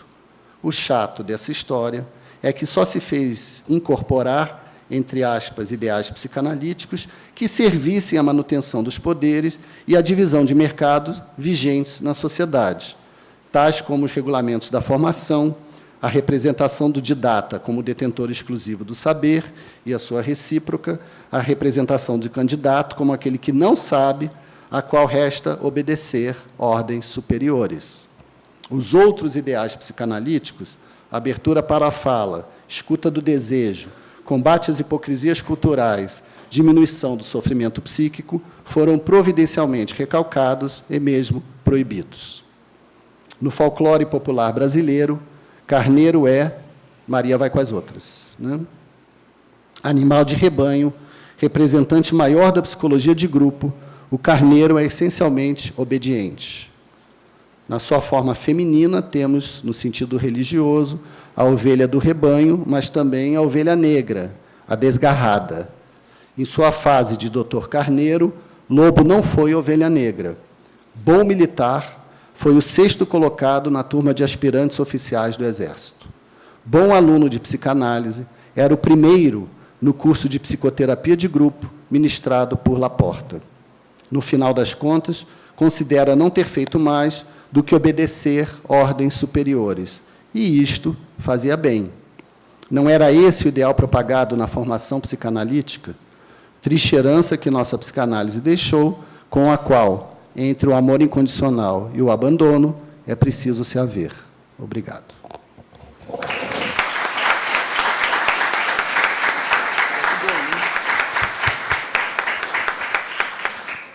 Muito obrigado, Daniel, professor Daniel.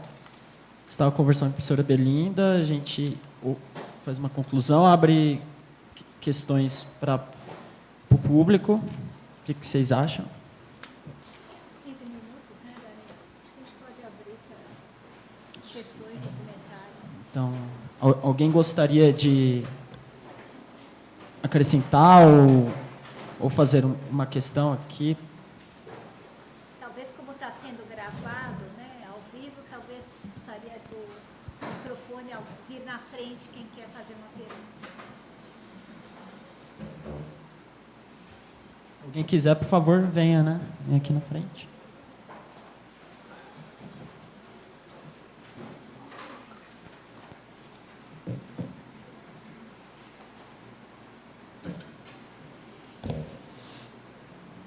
Bom. Então, ó, você quer falar? Por favor. Eu?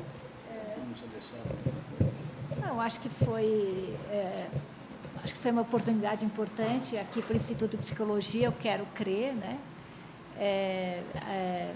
Eu, particularmente, aprendi muito com o Daniel, né? E achei interessante como... Bom, a gente conversou um pouco antes, mas eu acho que, de fato, acho que há muitos elementos complementares. E reforço, né, esse convite a futuras pesquisas, né? Há tanto que nós temos aqui que trabalhar. Nós temos um centro de memória incrível aqui nesse instituto, não é? Coordenado por a equipe incrível da biblioteca, né? E nós estamos aí, esse ano, comemorando os 80 anos da USP, né? Então, eu acho que há um esforço também institucional importante no sentido de vermos a nossa história, né?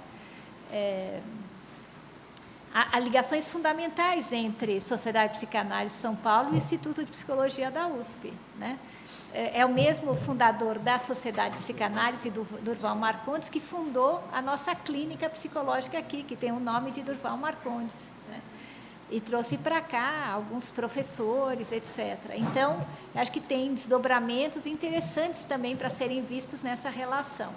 A professora Ivete quer falar. Eu achei emocionante a fala e da historicidade e da relação que vocês fizeram.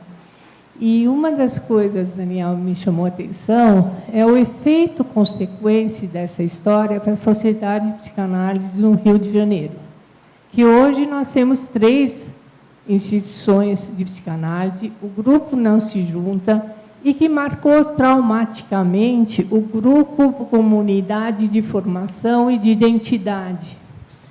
Então, que consequência isso teve dentro dessa identidade da instituição, que conseguiu, dentro de um certo momento histórico, acolher sua patologia e o quanto as suas consequências depois, numa fragmentação mesmo, que até hoje nenhum se entende.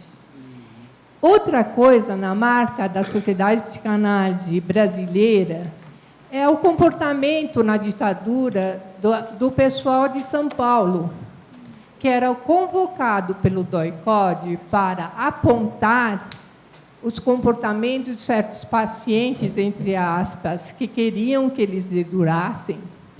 E dentro de uma posição ética e até uma consequência onde esse medo não ocorreu, o grupo se manteve fechado e se manteve como unidade ético-política e consistente, que se mantém como uma unidade de representação, onde essa infiltrada política do momento histórico e dentro dessa ditadura não tirou o sujeito do seu valor moral e que deu muito. Eu fui analisando da dona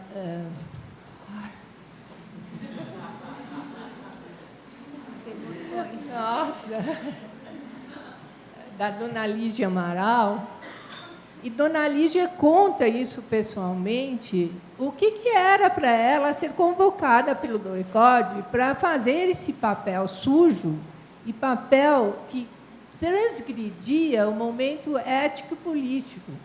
Então, dentro disso, ela falava disso pessoalmente e do peso da pressão que o próprio grupo sofreu, porque é na sala de análise que se revelava as coisas. Então, como um analista podia fazer um conluio dentro de uma situação dessa, ou de um analista, amigo meu, que na Argentina, que tinha que atender um militar na época da ditadura. O cara chegava, tirava os 2 revólver, botava lá e tinha que atender. Eu estou colocando isso porque essas marcas marcam muito a consequência da história da instituição. E, para não achar que isso que aconteceu no Rio foi uma uniformidade, é uma mancha suja em função dessa função, esse papel que você tem que ter como teu papel, um momento de integridade, e teu papel exige isso. No momento que isso ocorre, já não há mais condição assim de uma relação de confiabilidade. E eu trago essa história da Dona Lígia, do Isaías Melson, aqui em São Paulo, que foram convidados muitas vezes, impressionados pelo boicote, e nunca tiveram que manter, tiveram essa posição do seu lugar e o respeito por esse lugar. Eu só estou colocando isso como marca para não achar que essa pressão necessariamente patológica e perversa seria uma coisa que necessariamente. Estou lembrando daquilo que no último filme da Hannah Arendt, quer dizer, só porque eu estou no papel, eu da minha.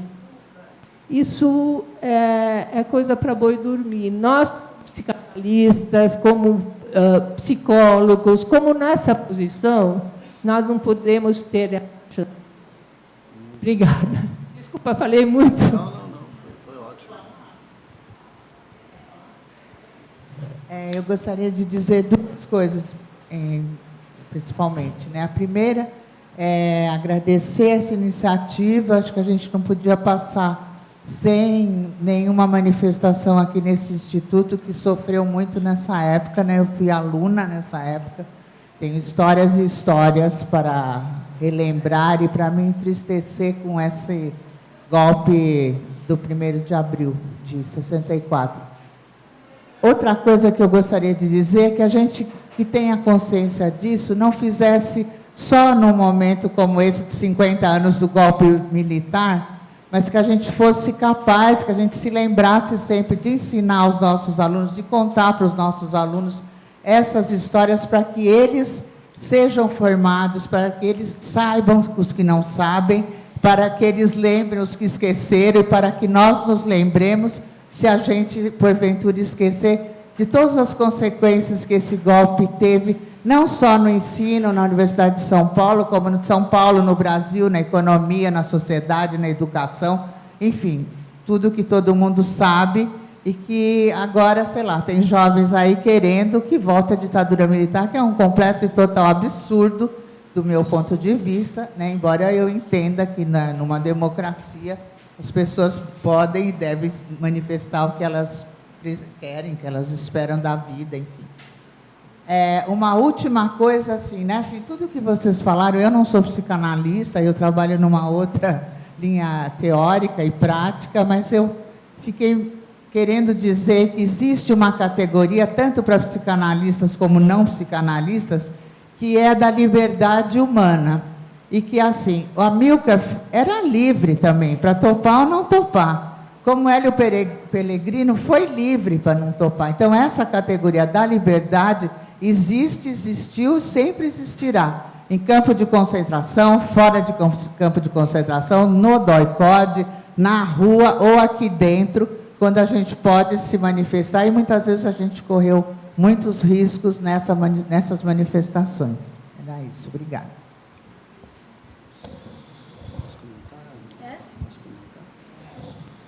Alguém mais gostaria de passar a palavra para o professor Daniel? Eu vou fazer um comentário. Queria agradecer as questões que vocês colocam.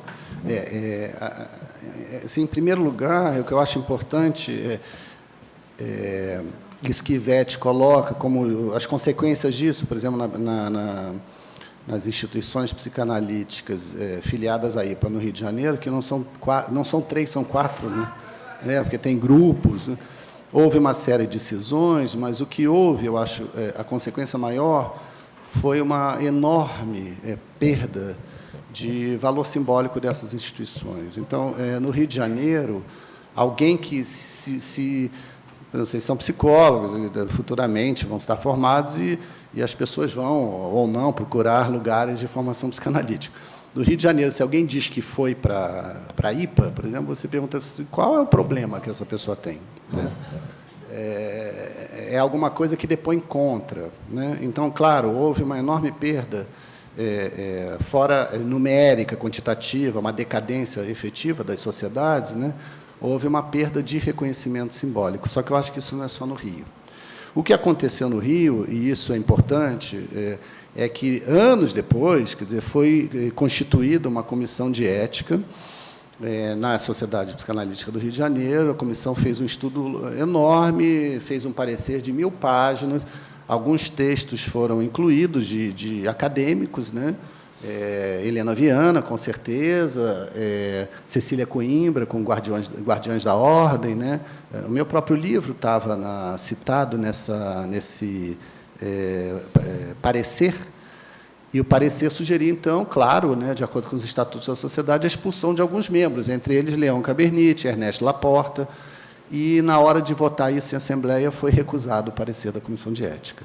Né? Por quê? Porque algo, né, desse caldo de cultura, ou desse laço social que se estabeleceu, né, e eu acho que é próprio, sim, das sociedades psicanalíticas, por N fatores que não vamos aprofundar agora, né, estabelece contratos tão sólidos, né, redes de compromisso, de cumplicidades, que nem um parecer super fundamentado de uma comissão de ética consegue ser aprovado, né? Algo parecido com o que se passa em Brasília em alguns momentos, né? Não adianta, ali rege uma outra verdade, né? Então, eu acho, e eu queria marcar isso, que esses trabalhos, com exceção da Helena Viana, né, mas eu vou fazer uma ressalva, Cecília Coimbra, pesquisa da professora Belinda, né, a minha pesquisa, que foi um mestrado, né, são trabalhos feitos na universidade, não são trabalhos feitos nas instituições psicanalíticas. E isso eu acho um elemento importante, né, para nós pensarmos. Quer dizer, é claro que o livre-arbítrio está dado, isso é bíblico, né? Não se pode abrir mão disso, mas é preciso considerar também o efeito, e eu acho que a minha intenção foi mais essa, não foi abolir o livre-arbítrio, mas considerar o efeito, né, do ambiente, ou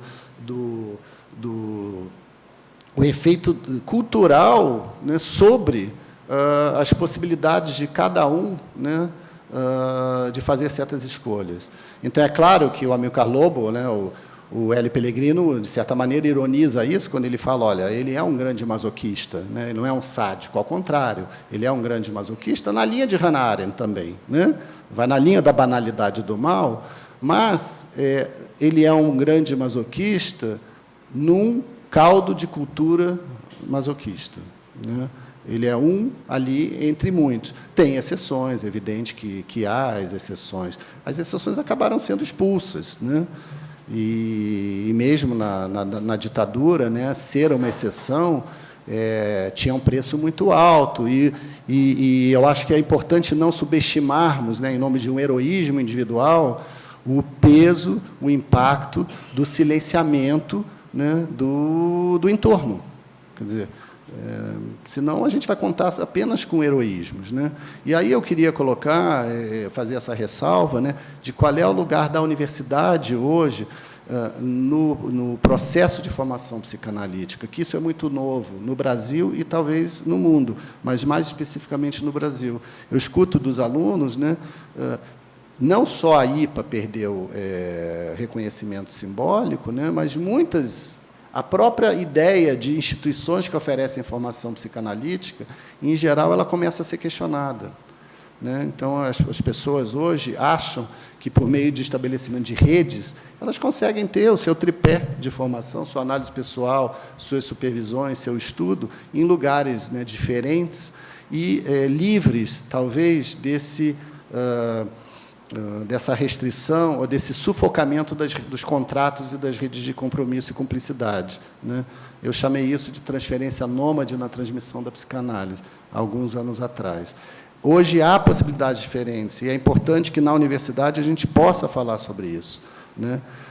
Então, eu só queria marcar isso, e é muito interessante, porque a Helena Viana, que fez o livro dela, não na universidade, não é uma tese, né? Mas isso ela me falou pessoalmente, porque o livro dela foi publicado em 94, não foi isso? E, em 92, eu defendo o mestrado, e Helena me convida para uma entrevista na Gradiva, né, junto com Paulo Sternick, que era um jornal importante na época, né, no Rio de Janeiro, para falar sobre isso. O que ela diz é: está na hora de eu publicar meu livro, porque as novas gerações, né, na época eu era a nova geração, tá, pessoal? As novas gerações estão começando a falar, então está na hora de eu publicar o meu livro. E aí, 2 anos depois, ela publica Não Conte a Ninguém, né, que é o livro que a Belinda mostrou para vocês. Então, é interessante perceber, né, que a transmissão ela se dá não apenas verticalmente, né, dos mais antigos para os mais novos, mas, às vezes, o vetor se inverte, né? E Helena disse: foi muito importante para mim ver as novas gerações interessadas nisso. Por quê? Porque a geração dela não queria saber, né? E por que ela demorou tantos anos para publicar? 94, a ditadura acabou em 85. Vamos combinar que 10 anos, até nossos doutorandos aqui defendem uma tese, né? Então, por que ela espera 10 anos? Eu também só queria falar uma palavra, talvez para dizer que, evidentemente, então, a gente está falando bastante aqui da questão do livre-arbítrio, mas eu acho que é importante enfatizar para as novas gerações, né, esse contexto de terror e de medo que se abateu sobre essa sociedade, né, e que fez com que as pessoas se calassem, né? Eu era criança, eu estudava numa escola ligada a um grupo comunista em São Paulo, e minha mãe todo dia me dizia para eu não falar nada na rua. Então, eu vivi debaixo dessas... Agora, então, é difícil, a gente tem que falar as coisas relativizando muito, não é? Mas, ainda assim, também para a gente não dizer isso foi uma mancha ocorrida no Rio de Janeiro, eu tenho uma curiosidade, por exemplo, em relação ao caso Amilcar Lobo, em relação à sociedade de São Paulo. Porque, na época que a Marie Langer escreveu a carta para a IPA e para a Copal, ela também mandou uma carta para São Paulo. E eu gostaria de saber, eu não encontrei se São Paulo falou algo, se a sociedade de São Paulo respondeu a essa carta na época. Isso, eu acho que eu gostaria de saber o que foi feito dessa carta. Eu sei quem é a destinatária, mas eu prefiro não. Outra coisa que eu queria contar é que talvez esses processos ainda estão vigentes. Eu tenho tido contato com o Centro de Memória da Sociedade de Psicanálise de São Paulo. Tem um pessoal fazendo um trabalho incrível lá, resgatando a memória de psicanalistas, etc. E, nesse trabalho, desdobra-se 1000 outras pesquisas, mas eu queria dar um exemplo que chama para uma situação mais atual e que é bastante... intrigante, ou, enfim, no mínimo, não sei qual a palavra utilizar. Uma das fundadoras da Sociedade de Psicanálise de São Paulo foi Virginia Bicudo. Virginia Bicudo era mulata. Foi, antes de ser psicanalista, uma grande socióloga, e que escreveu um trabalho sobre racismo na década de 40, que foi fundante para pensar novas formas de pensar racismo na sociedade brasileira. Isso ela fez na Escola de Sociologia e Política de São Paulo. Quando, no decorrer do percurso profissional dela, ela se tornou psicanalista, a questão do racismo desaparece totalmente das reflexões, dos trabalhos dela. E não só, né? Eu ouvi depoimentos na própria sociedade dizendo que Virgínia andava sempre com o cabelo coberto. Ela tinha uma coleção... Bom, isso eu ouvi dentro do Centro de Memórias da Sociedade de Psicanálise. Ela tinha uma coleção enorme de chapéus. E quando, por ocasião da comemoração dos 100 anos do nascimento dela, se fez uma exposição muito bonita na sociedade sobre ela, e o pessoal do Centro de Memória resgatou a questão do interesse dela pelas questões do racismo, houve psicanalistas que disseram: por que vocês mexem nisso? Para que vocês vão mexer com essa questão? Isso eu estou falando de 2 anos atrás, na Sociedade de Psicanálise de São Paulo.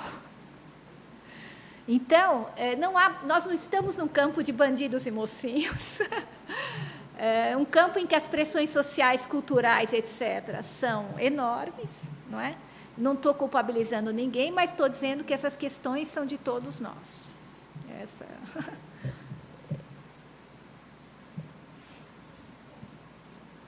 Bom, então, acredito que podemos encerrar. Antes, queria agradecer a Belinda, ao Cooperman, a todos vocês terem comparecido. Agradecer também por conhecer um pouco mais a psicanálise brasileira na ditadura, muito importante para mim. E eu também fiquei curioso com as outras áreas da psicologia, o que elas têm a dizer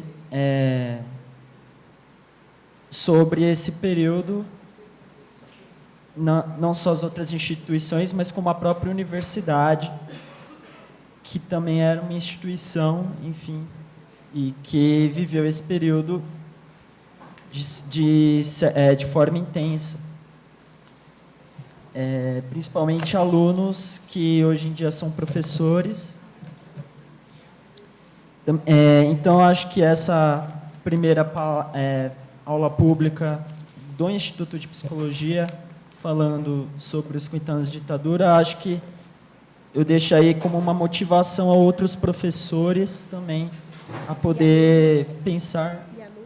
E alunos, funcionários e ex-alunos também, a poderem falar sobre este momento, qual é a contribuição do IP com os 50 anos da ditadura, o que nós temos para falar para a sociedade, para a universidade, sobre esse momento. Então, eu encerro com esse anseio. Espero que desperte outras pessoas a poderem escrever e falar. Enfim, muito obrigado.